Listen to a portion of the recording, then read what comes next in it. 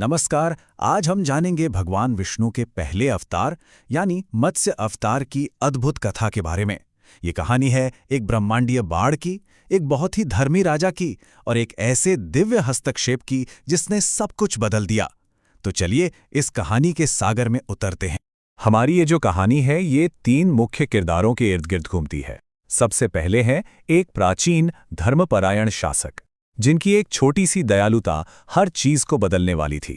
फिर है एक ऐसी प्रलयंकारी बाढ़ जो पूरी की पूरी सृष्टि को अपने अंदर समा लेने के लिए तैयार थी। और इन दोनों के बीच की कड़ी थी एक रहस्यमयी छोटी सी मछली जो इस पूरी कथा की धुरी बनने वाली थी। तो चलिए कहानी की शुरुआत करते हैं हमारे पहले किरदार राजा सत्यव्रत के साथ। राजा सत्यव्रत, जिन्हें हम बाद में मनु के नाम से भी जानेंगे, वो अपनी धर्मपरायणता और भगवान विष्णु में अपनी अटूट श्रद्धा के लिए जाने जाते थे। और जैसा कि हम देखेंगे, उनका यही गुण इस पूरी कहानी की नींव रखता है। तो होता यूं है कि एक दिन जब राजा नदी में अर्घ्य दे रहे थे तो एक नन्ही सी मछली तैरकर उनकी हथेली में आ गई। अब पहली नज़र में ये एक बहुत ही मामूली सी घटना लग सकती है, लेकिन असल में ये एक महाकाव्य की शुरुआत थी। उस छोटी सी मछली ने राजा से मदद की गुहार लगाई और राजा सत्यव्रत, जो स्वभाव से ही बहुत दयालु थे, उसकी प्रार्थना को टाल नहीं पाए और उन्होंने उसकी रक्षा करने का वचन दे दिया। अब इसके बाद जो हुआ वो वाकई हैरान कर देने वाला था।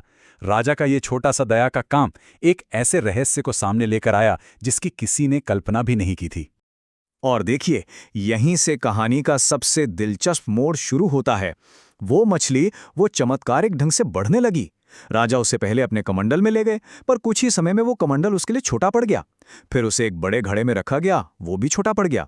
फिर एक तालाब में, और यकीन मानिए देखते ही देखते वो इतनी विशाल हो गई कि उसके लिए पूरा का पूरा समुद्र भी कम पड़ने लगा।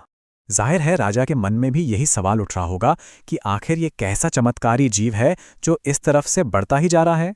तो चलिए अब इस रहस्य से पर्दा उठाते हैं, जहां उस मछली की असली पहचान आखिरकार सबके सामने आती है। तब उस विशालकाय मछली ने अपना दिव्य रूप प्रकट किया। राजा के सामने स्वयं भगवान विष्णु खड़े थे और उन्होंने अपनी पहचान बताई। भगवान विष्णु ने राजा को एक बहुत ही गंभीर चेतावनी दी। उन्होंने बताया कि बहुत जल्द एक महाप्रलय आने वाला है जो पूरी दुनिया को जलमग्न कर देगा। यानी अब दांव पर पूरी सृष्टि का भविष्य था। तो जब दुनिया विनाश के कगार पर थी, तब भगवान विष्णु ने उस धर्मपरायण राजा को एक बहुत ही महत्वपूर्ण मिशन सौंपा। तो ये थे वो दिव्य निर्देश जो बहुत अहम थे। ये असल में ज्ञान, जीवन और विवेक को बचाने की एक योजना थी। राजा को आदेश मिला कि वो एक बहुत बड़ी नाव बनाए और उसमें सप्त ऋषियों यानी 7 महान संतों, हर तरह के पेड़ पौधों के बीज और सबसे जरूरी पवित्र वेदों को सुरक्षित रखे। और फिर जैसा भगवान ने कहा था, ठीक वैसा ही हुआ। महाप्रलय ने पूरी पृथ्वी को अपनी आगोश में ले लिया। तब भगवान विष्णु अपने विशाल सुनहरी मछली यानी मत्स्य अवतार में प्रकट हुए और उन्होंने अपने सींग से उस नाव को खींचकर तूफानी लहरों के बीच सुरक्षित रखा। तो आइए अब देखते हैं कि इस अविश्वसनीय घटना का आखिर नतीजा क्या निकला और ये हम सबके लिए इतनी महत्वपूर्ण क्यों है। ये चार्ट मत्स्य अवतार की 3 सबसे बड़ी सफलताओं को दिखाता है। पहला, ज्ञान यानी हमारे वेदों को बचाया गया। दूसरा, सृष्टि को एक नई शुरुआत मिली। और तीसरा, दुनिया में धर्म की यानी सही आचरण और नैतिक व्यवस्था की फिर से स्थापना हुई। और यही बात हमें इस कथा की सबसे बड़ी सीख तक लाती है।